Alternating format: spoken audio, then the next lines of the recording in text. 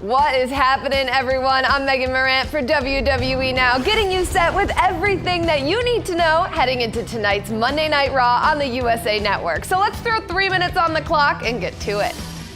Mommy is still on top, but Raquel Rodriguez is determined to change that. Rhea Ripley successfully defended her title at WWE Payback against Raquel Rodriguez, but not without a little bit of help from her man, Dirty Dom. Look who's here. Dirty Dom, the MVP of the Judgment Day. Oh, so far he's been. One of the reasons they won the tag titles earlier tonight. And now hanging on to his mommy, the champion.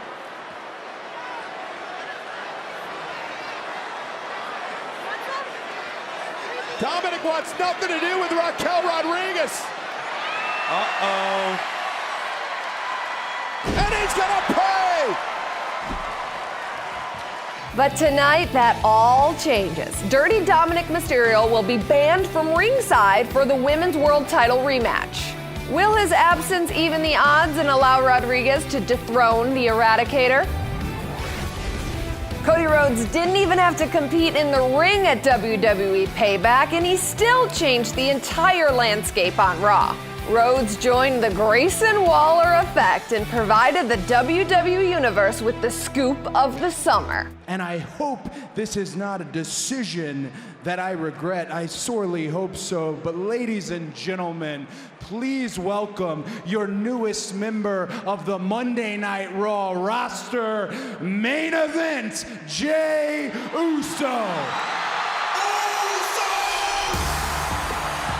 Wow! Blockbuster announcement! Now, after a week away, Rhodes makes his return to Monday Night Raw after seemingly opening the door for a not entirely welcomed addition. So go ahead, Cody.